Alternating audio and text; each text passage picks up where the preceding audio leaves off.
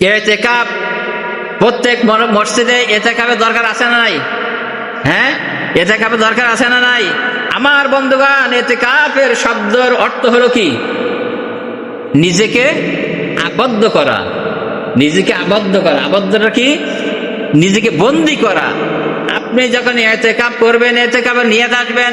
আল্লাহ রাসূল সাল্লাল্লাহু আলাইহি সাল্লাম প্রত্যেক রমজানের শেষ দশকে তিনি ইতিকাফ করেছেন, শেষ 10 দিন ইতিকাফ তিনি করেছেন।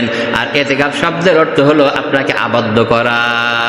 আমার বন্ধুগণ, যে সমস্ত জুমা মসজিদ রয়েছে, এই মসজিদে যদি আপনারা ইতিকাফ না করেন আমার বন্ধুগণ, তাহলে পাড়া মহল্লাবাসী কিন্তু দায়ী হয়ে যেতে হবে।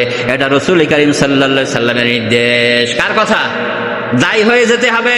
আবার এলাকার পক্ষ থেকে যদি আপনারা 2 জন 3 জন 4 জন 5 জন থাকেন, তাহলে মহল্লাবাসীর পক্ষ থেকে আপনার ইতিকাফ যে হকটাই আদায় হয়ে যাবে। কিন্তু এখন একটা নিয়ম চালু হয়েছে, আমরা অনেক জায়গায় যাই, বলে হুজুর এটা করা যাবে কিনা। সেইটা হলো কি, যে টাকা নিয়ে নিজে বসতে পারে না, টাকা দিয়ে মুরব্বী লোক রাখে। হ্যাঁ, টাকা দিয়ে যে মুরব্বী হাঁটতে পারে না, চলতে পারে না, তুমি কি করবা? তোমাকে দিন গেলে 200 কি 300 500 কি টাকা দেবো, তুমি থাকো। এরকম অনেক জায়গায় আছে। তাহলে এটা কি হবে? টাকা দিয়ে হ্যাঁ থাকবে না সেটা তো দূরের কথা, কিন্তু যদি থাকে তাহলে টাকা দিয়ে রাখা যাবে না। আপনি অবশ্যই তার হয়তো দেখা গেল তিনি যে খাবারের ব্যবস্থা করলেন, তারপরে একটা কিছু মানে আপনার দিলেন, এটা হলো আলাদা ব্যাপার। কিন্তু যদি আপনি কন্ট্যাক্ট করে নিয়ে নেন, চুক্তি করেন যে তুমি 10 দিন থাকবা, তোমাকে এই দেবো, এইভাবে ইতিকাফ হবে না। এই জন্য আমাদের যে জুমা মসজিদগুলো রয়েছে, আমরা ইতিকাফ করার জন্য চেষ্টা করবো। ইতিকাফ করবো ইনশাল্লাহ।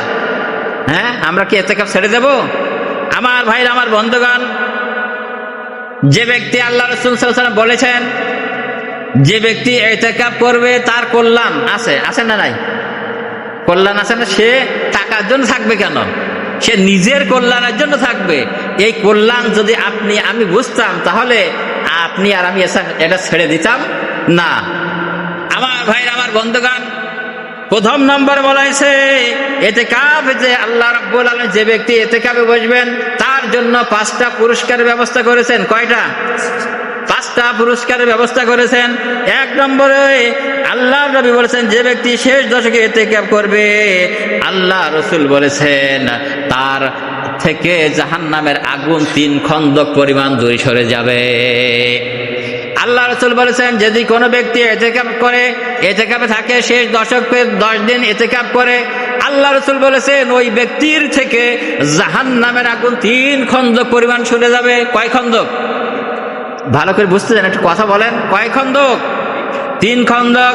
সাহাবা ইকরামরা বললেন, ইয়া রাসূলুল্লাহ, আপনি যে খন্দক বললেন 3 খন্দক, এর পরিমাণটা কেমন? আল্লাহ রাসূল বললেন, এক খন্দক হলো আসমান আর জমিন বরাবর যে ফাঁকা জায়গা, এইটা হলো 1 খন্দক বলা হয়। জোরে কোন সুবহানাল্লাহ। তাহলে এত দূর পরিমাণ জাহান্নামের আগুন আপনার জন্য আমার জন্য সরে যাবে। তাহলে কিসের জন্য? ইতিকাফে থাকার জন্য। তাহলে ইতিকাফে আমাদের থাকার দরকার আছে না নাই? আমার বন্ধুগণ, আল্লাহ রাসূল সাল্লাল্লাহু আলাইহি ওয়াসাল্লাম বলেছেন, দ্বিতীয় বলেছেন, যদি কোনো ইতিকাফ কোনো ব্যক্তি করে, ইতিকাফ রমজান মাসের শেষ 10 দিন যদি কোনো ব্যক্তি ইতিকাফ করে, তাহলে আল্লাহ রাসূল সাল্লাল্লাহু আলাইহি ওয়াসাল্লাম বলেছেন 2টা কবুল হজের সওয়াব ওই ব্যক্তির আমলনামায় দেওয়া হয়। জোরে কোন সুবহানাল্লাহ।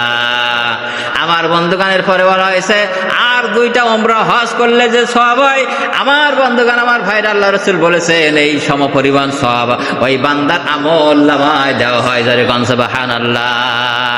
তাহলে আজকে লক্ষ লক্ষ টাকা হজ করে খরচ করে হজ করতে গেলাম, হজ কবুল হবে কিনা, হয়েছে কিনা, এটাও গ্যারান্টি আছে না নাই?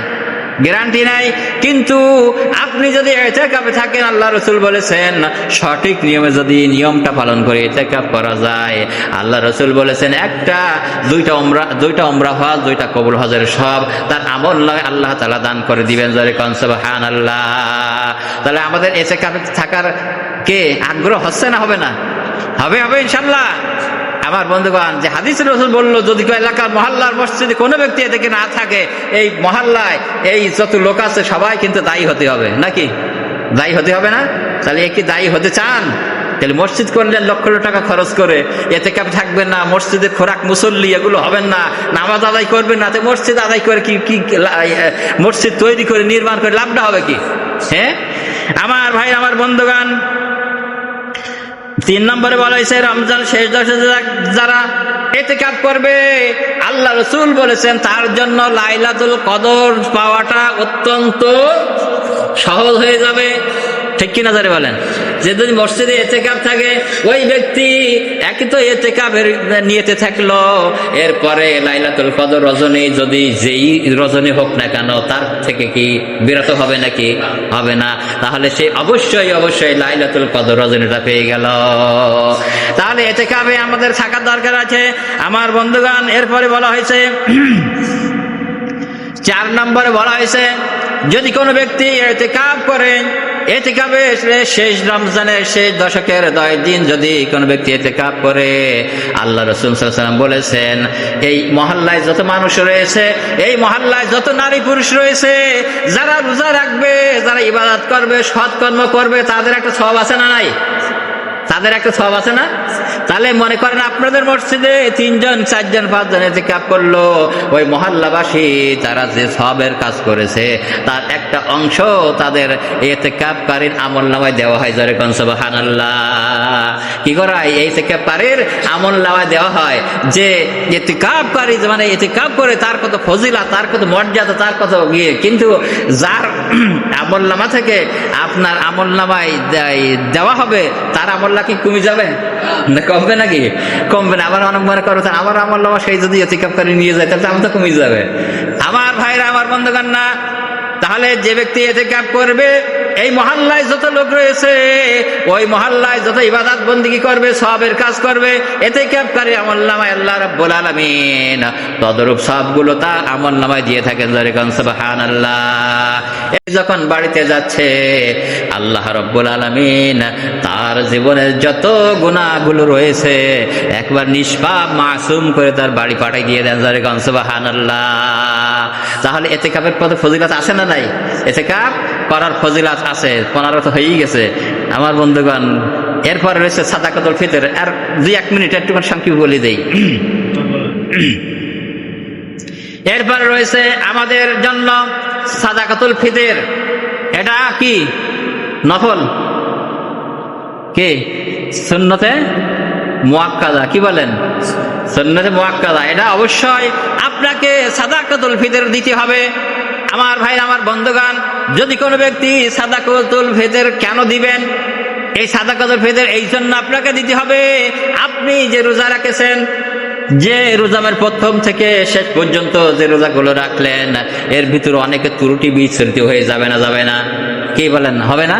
ত্রুটি হবে না? হবে না? হবে।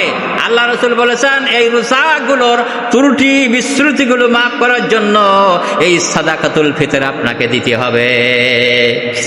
সাদাকাতুল ফিতর দিতে হবে আমার বন্ধুগণ। এই সাদাকাতুল ফিতর আমাকে যদি আমি না দেই, তাহলে কিন্তু আপনার আল্লাহ রাসূল আলো বলেছেন যদি সাদাকাতুল ফিতর যদি কোন ব্যক্তি আদায় না করে, তাহলে আপনার আমার যে রোজাগুলো এই আসমান জমিনের মধ্যবর্তী কিন্তু লটকানো থাকে।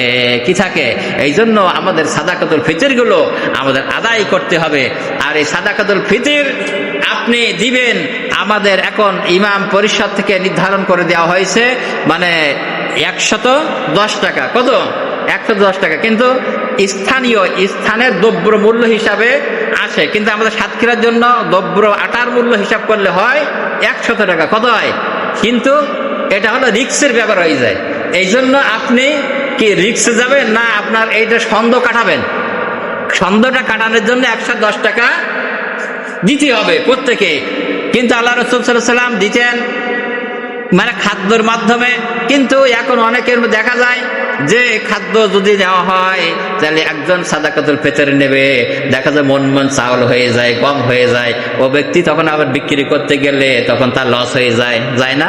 এই জন্য এখন ইমাম পরিষদ মুফাসসিরিনগণরা তারাও বলেছেন যদি টাকা দেওয়া হয় তাহলে ওই ব্যক্তি উপযুক্ত কাজে লাগাইতে পারে। কি পারে?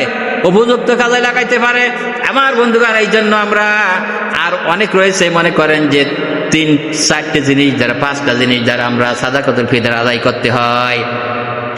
এক নম্বরে বলা হয়েছে আটা, 2 নম্বরে হলো জব, 3 নম্বরে খেজুর, 4 নম্বরে কিশমিশ, 5 নম্বরে পনির।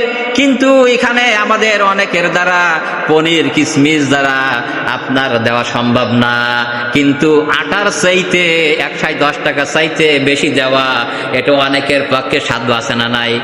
আছে না নাই? একজন গরিব মানুষ মনে করেন সে হলো দিতে পারবে 110 টাকা, কিন্তু যে ব্যক্তি বড় লোক তার কি 110 টাকা দিলে মানাবে? হবে? হবে না। এই জন্য তার ক্ষেত্রে আপনি যত বেশি দিতে পারেন। দ্বিতীয় ধাপে বলা হয়েছে আমার বন্ধুগণ 595 টাকা, অর্থাৎ জব 3 কেজি 300 গ্রাম 595 টাকা আসে। আপনি যত বেশি দিবেন তত আপনার জন্য কল্যাণ রয়েছে, কিন্তু আপনি যে কত টাকার মালিক, আপনি যে বড় লোক কি গরিব লোক এটা আপনি ভালো জানেন, আমি তো চেনব না। কি এটা হলো মনের ব্যাপার। কার মনের ব্যাপার? আপনার মনের ব্যাপার। আপনি যদি মনে করেন যে না কেপটিমি করে আমার দেওয়ার ক্ষমতা রয়েছে 500 টাকা দেবো ভাই 100 টাকা, তাহলে কি লোকে আপনার কি করবে? এটা তো আপনার ব্যাপার নাকি? কিন্তু আল্লাহ রাসূল বলেছেন এটা তোমার কল্যাণের জন্য। আর একটা কল্যাণ কেন? যে সাদাকাতুল ফিতর এই জন্য বলা হয়েছে ঈদের দিনে অন্ততপক্ষে যারা গরিব রয়েছে, মিসকিন রয়েছে, বড় লোক সবাই যেন আরাম আয়েশে ভেদাভেদ ভুলে যেয়ে আনন্দে যেন ঈদ উৎসব করতে পারে, এই জন্য কি করেছেন? সাদাকাতুল ফিতরের কথা বলেছেন। এই জন্য টাইম হয়ে গেছে। সাদাকাতুল ফিতর অনেক কথা ছিল। সাদাকাতুল ফিতর আমরা অবশ্যই আদায় করবো। করবো ইনশাল্লাহ? করবো ইনশাল্লাহ। তাহলে 110 টাকার নিচে কমপক্ষে কেউ দেব না, ওপরে যা দিতে পারি। আল্লাহ পাক আমাদের সকলকে তৌফিক দান করেন। আমিন। ওয়া আখিরু দাওয়ানা আলহামদুলিল্লাহ।